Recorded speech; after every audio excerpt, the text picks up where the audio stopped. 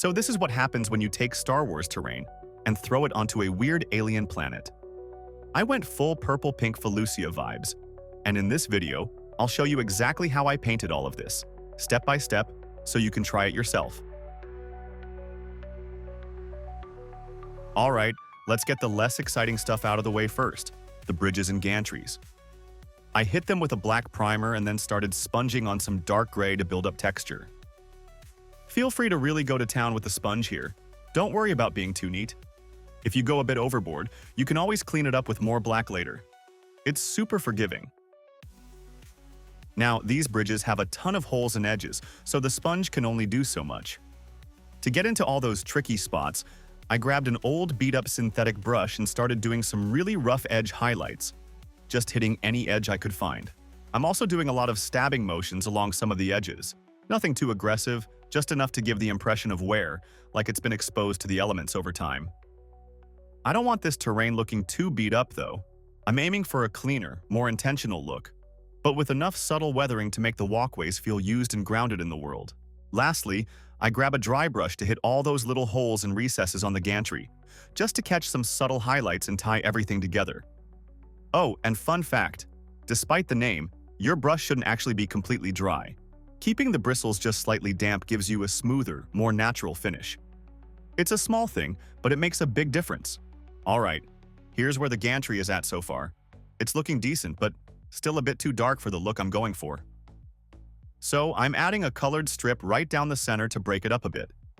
I measured out the exact width I want at both ends of the gantry and marked it out, then laid down some hobby masking tape to keep the lines clean and straight for the next step. You can eyeball it if you're feeling brave, but I like to play it safe here. It just keeps things looking sharp.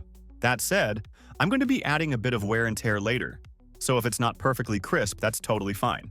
To keep the stripe centered and even, I started by placing a single piece of tape right down the middle of the gantry, the exact width I wanted the stripe to be. I don't know about you, but if a stripe is even slightly off-center, I'll notice it every time. So, to help keep it straight, I actually used the holes in the gantry as a guide. If any part of the holes were showing through the tape, I knew something was off. Then I added one piece of tape on either side of it to mark out the edges, and peeled off the middle one. That way I've got a nice clean gap, perfectly straight and even, ready for paint. It's a super simple trick, but it saves a lot of headaches when you're going for symmetry. Alright, time to add the stripe. I've got a few main colors running through this terrain, mostly black, with different shades of purple and pink to get that alien world vibe. But for the bridges and their trims, I wanted something that really pops, so I'm going with turquoise and orange. They contrast nicely with the purples and blacks and help break things up without clashing. For this one, I'm sponging on turquoise. The other bridge will get a bright orange stripe to balance things out. You can control how worn the stripe looks by how heavy you go with the sponge. Light pressure for a cleaner look, or more texture if you want it to feel more weathered. Alright, best part, peeling off the tape. Honestly, I'm pretty happy with how this turned out, but if it looks a little too clean for your taste, just sponge a bit of black over the turquoise to rough it up. Super easy fix. Alright, on to the main event, the buildings and more specifically, that bold purple. There's a lot going on with these sculpts, and it can be tempting to try and pick out every single detail. But honestly, you don't have to. Not everything needs a shadow and a highlight. Sometimes just using a different color in the right spot is enough to break things up and give the illusion of depth. I started by priming everything in black, which, honestly, is the best all-round choice. It gives great coverage, helps with shadows, and works with pretty much any color scheme. Then I went in with my base coat, a nice mid-tone purple, alien purple from Vallejo Game Air. It's got that perfect weird sci-fi vibe I'm going for. To keep the walkways black, I just used a playing card to block them off while airbrushing. Super quick, super easy. If you do get a bit of overspray, no stress, just touch it up with black later. But the goal here is speed, so the less we have to redo, the better. To avoid getting overspray on the walkways, a quick trick is to spray from the bottom up. That way, the gantry stays out of the airbrush's direct spray path.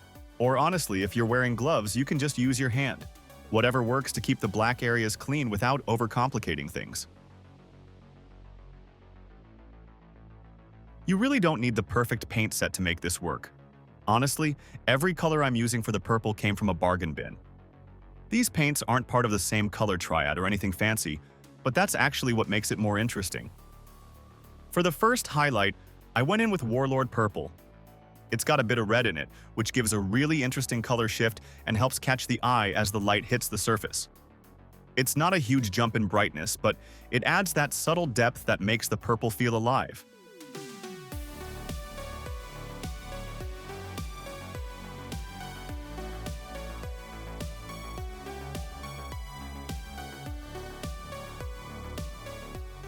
Now this is where it gets interesting.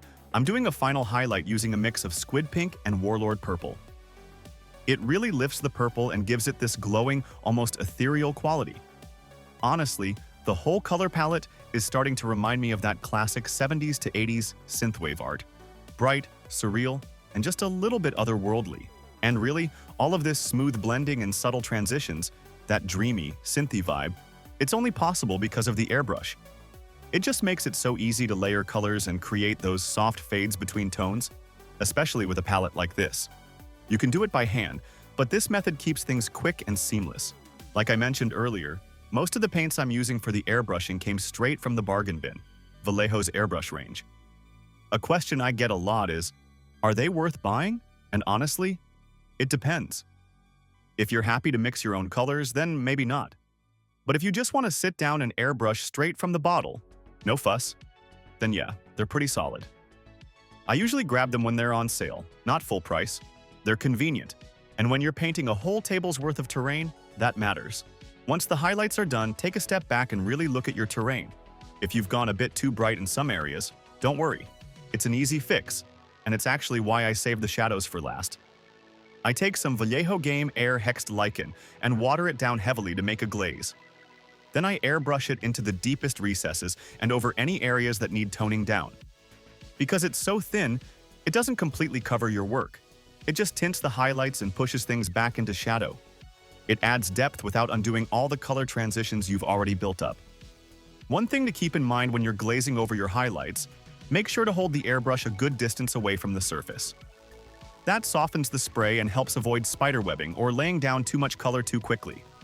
The goal here is subtle and controlled, not full coverage. Now that the large areas of the terrain are done, you really start to see that color shifting effect come to life. At the top, you've got pinks and reds, fading down into lavender and dark blue near the base. The purple acts as that perfect in-between tone, tying everything together and making the whole transition feel smooth and easy on the eyes. And the best part? This whole stage only took about 2 to 3 hours to apply across all my big terrain pieces. Next up, we'll start picking out a few key areas to break up the surface and add more detail, so it doesn't just look like it was airbrushed and called done. For the trim areas between the purple buildings and the black gantries, I use steel gray. It's a nice neutral tone that helps separate the two zones without stealing the spotlight. Wherever I could, I airbrushed it on, using a card again to block off the areas we've already painted. Quick and clean. Of course, not everything could be hit with the airbrush, so I switched over to a cheap synthetic brush to finish the rest by hand. No need to overthink it, just enough to get solid coverage and keep things looking cohesive.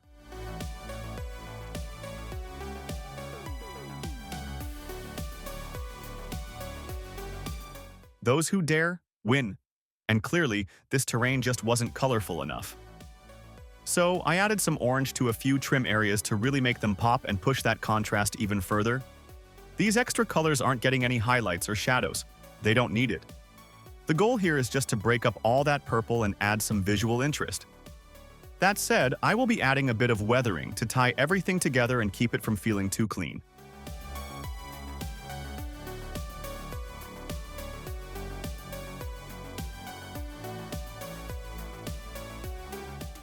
I also decided to bring a bit of that turquoise onto some of the other panels around the buildings.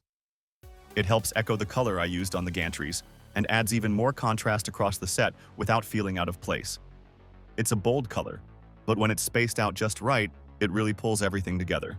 From this point on, I'm switching over to my good brushes. No more bargain bin stuff here. I use Rosemary & Company, Series 33 Pure Kolinsky Sable brushes. They've been my go-to for a while now. If you're curious, I've got an affiliate link below that takes you to all the brushes I use, from the Kolinsky ones to synthetics, dry brushes, and more. I find Rosemary & Co. offers some of the best value out there. Great quality without the usual premium price tag. Definitely worth checking out if you're looking to upgrade. Now it's time to start picking out some of the smaller details, and how you do this really depends on the kind of sci-fi look you're going for. Since this terrain's for Star Wars Shatterpoint, I'm keeping the theme grounded in that universe. Grimy, functional, and a bit worn in, but still colorful and alive.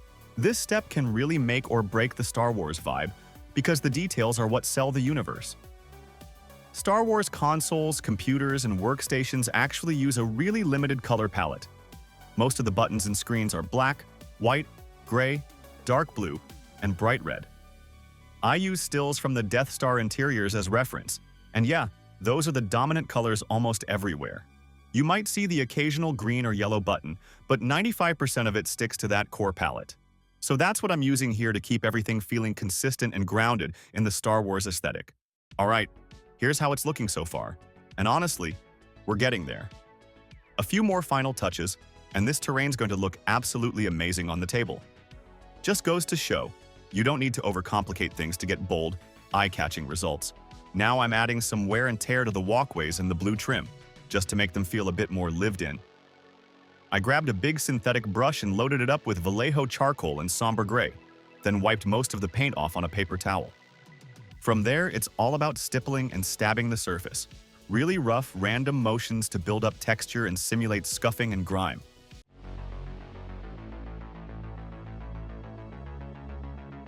Next, I'm applying the same weathering technique to the blue trim. This time, I'm using Wolf Grey, which is a few steps lighter than the steel gray we used earlier.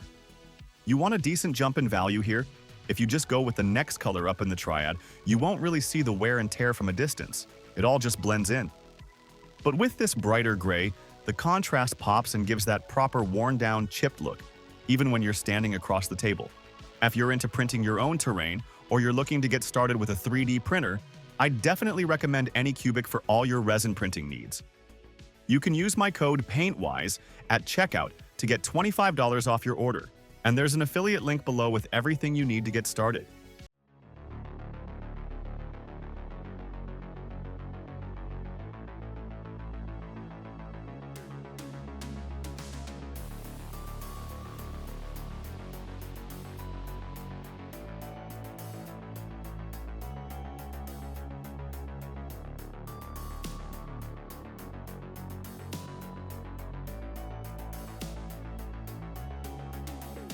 Once you're done with the weathering, I'd recommend hitting everything with a varnish before you move on to the metallics. The reason is pretty simple. Varnish tends to dull metallic paints, taking away that nice shiny finish. And honestly, metallics are already pretty durable on their own, so they don't really need varnish in the first place. When it comes to metallics, feel free to use whatever colors you like, and on whatever parts make sense for your theme. I bounced between a few different shades, which you can see up in the top left corner of the screen. No strict rules here, just go with what looks good and helps break up the surfaces a bit.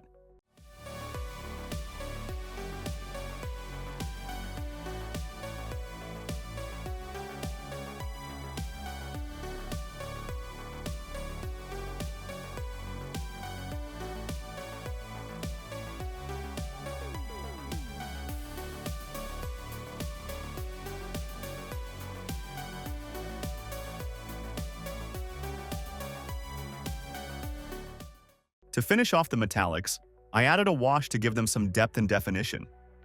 Nuln Oil Gloss is my go-to for this. It keeps that nice metallic sheen while adding shadows. But if you've only got regular Nuln Oil, that'll still do the trick.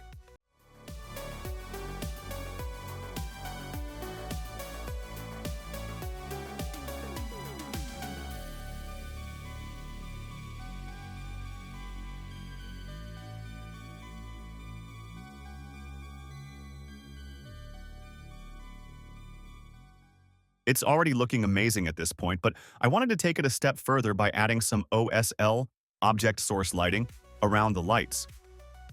It's a small detail, but it makes a huge difference in selling the atmosphere and making the whole terrain feel alive.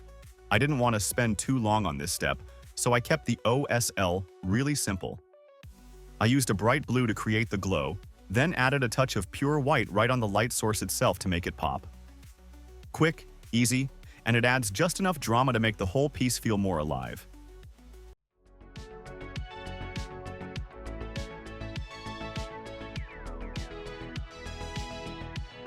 And now, for the grand reveal.